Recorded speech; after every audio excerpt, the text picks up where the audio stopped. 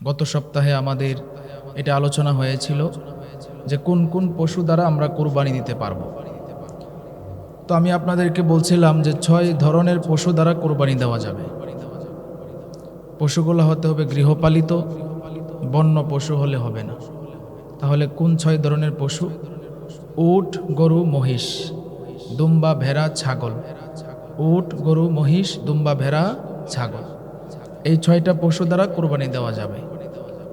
আমরা অনেকেই এরকম আছি যারা কুরবানির হাটে যাই, আমরা গরুর বয়সটা জানি না, পশুগুলো জানি। গরুর বয়স, উটের বয়স, ছাগলের বয়স কতটুকু হতে হবে? উটের বয়স হতে হবে 5 বছর। 5 বছরের কম যদি হয় তাহলে ওই পশু দ্বারা কুরবানি হবে না। গরু আর মহিষের ক্ষেত্রে বয়স হবে 2 বছর। 2 বছরের কম যদি হয় তাহলে ওই গরু দ্বারা কুরবানি হবে না। এই জন্য আমরা অবশ্যই যারা গরুর ব্যাপারে বুঝে, যারা বয়সটা বুঝতে পারবে, তাদেরকে নিয়ে আমরা কুরবানির হাটে যাব ইনশাআল্লাহ। আমরা অনেক মানুষ এরকম আছি, দালালের চক্করে পড়ি। দালালরা অনেক সময় দেখা যায় যে কুরবানির পশুর বয়স হয় নাই 2 বছর, এরপরও আপনাকে মিথ্যা কথা বলবে যে 2 বছর হয়েছে। এই জন্য কুরবানি আমাদের উপরে যাদের ওয়াজিব হয়েছে, যাদের উপরে ওয়াজিব, তারা অবশ্যই আমরা একজন লোক, দক্ষ লোক সাথে নিয়ে যাব। ছাগল, ভেড়া, দুম্বা, এই 3টা পশুর ক্ষেত্রে বয়স লাগবে 1 বছর। 1 বছরের কম যদি হয় তাহলে কুরবানি হবে না।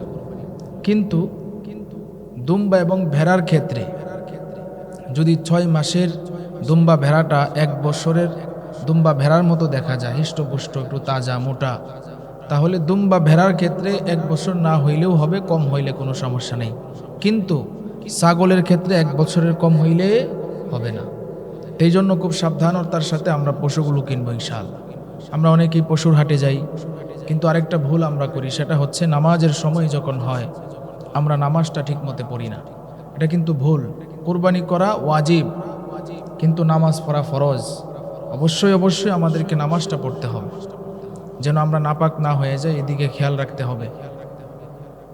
অথবা আমরা এমন টাইমে কুরবানির হাটে যাব যে টাইমটার ভিতরেই আমরা চলে আসতে পারবো নামাজের ওয়াক্ত হওয়ার আগেই। মনে করেন ফজরের নামাজ পড়ে আমরা কুরবানির হাটে গেলাম, এরপরে জোহরের আগে আমরা গরুর কিনে চলে আসলাম, তাহলে আমাদের জোহরের নামাজের আর কোনো সমস্যা নাই। গোসল করে ফ্রেশ হয়ে এরপরে আমরা ইনশাআল্লাহ জোহরের নামাজে চলে আসলাম। তো এই জন্য ভাইয়েরা আমার, আমরা এখানে যারা উপস্থিত আছি, আমরা সকলেই এই বিষয়গুলো খেয়াল রাখবো যে 6 ধরনের পশু মনে রাখবো: উট, গরু, মহিষ, দুম্বা, ভেড়া, ছাগল। বয়স কত? উটের বয়স 5 বছর, আর গরু মহিষের বয়স হচ্ছে 2 বছর। ছাগল, ভেড়া, দুম্বা, এই 3টা পশুর বয়স হচ্ছে 1 বছর। দুম্বা এবং ভেড়ার ক্ষেত্রে যদি 6 মাসও হয়, 1 বছরের হৃষ্টপুষ্ট, মোটা তাজা দেখা যায় 1 বছরের ভেড়া দুম্বার মতো, তাহলেও আপনার কুরবানি হয়ে যাবে। এই জন্য ভাই, কুরবানি একটা ইবাদত। আমরা খুব গুরুত্ব সহকারে এই বিষয়টা খেয়াল রাখবো যেন আমাদের কুরবানিটা নষ্ট না হয়ে যায়। এরপরে আমি আগেও আপনাদেরকে বলেছি, অনেক শর্তগুলো বলেছি যে কোন কোন শর্তে কুরবানি আমাদের ওয়াজিব হবে, এই বিষয়গুলো আমি আপনাদেরকে জুমায় আলোচনা করেছি। খুব খেয়াল রাখতে হবে। শরীকের ক্ষেত্রে খেয়াল রাখতে হবে তারা সকলেই নিয়ত সহি কিনা, তাদের টাকা পয়সা হালাল কিনা, এবং আপনিও যে কুরবানি দিবেন আপনার নিয়তটাও সহি লাগবে। গোস্ত খাওয়ার নিয়তে যদি আমরা কুরবানি দেই তাহলে কুরবানি হবে না। এই জন্য এই 6 ধরনের পশু, আমরা অনেকেই মনে করি যে কুরবানির দিন আমরা ঘরের ভিতরে মুরগি আছে, কবুতর আছে, এগুলা জবাই দিই, যেহেতু আমি কুরবানি দিতে পাচ্ছি না তাহলে আমি সব পাবো না। কুরবানি শুধু 6 ধরনের পশু দ্বারাই হয়, এবং এগুলা গৃহপালিত লাগবে, বয়সটা সঠিক লাগবে। তাহলে ইনশাআল্লাহ আশা করি আমাদের নিয়ত যদি সহি হয়, টাকা যদি হালাল হয়, সব কিছু ঠিকঠাক যদি থাকে, ইনশাআল্লাহ আল্লাহর দরবারে আমাদের কুরবানি কবুল হবে।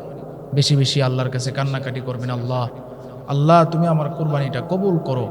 কুরবানি এটা আল্লাহর নৈকট্য অর্জনের একটা মাধ্যম। আমরা পয়গম্বর ইব্রাহিম আলাইহিস সালাতু ওয়াস সালামের ঘটনা শুনেছি। এখান থেকে আমাদের কি শিক্ষা? যে আল্লাহর রাজি খুশি করার জন্য কাজ করা। আল্লাহ আদেশ করছেন, আদেশ পালনার্থে যথার্থ নিয়ম অনুযায়ী চেষ্টা করা। আমরা যদি ইনশাআল্লাহ চেষ্টা করি তাহলে অবশ্যই আমাদের কুরবানি হয়ে যাবে ইনশাআল্লাহ।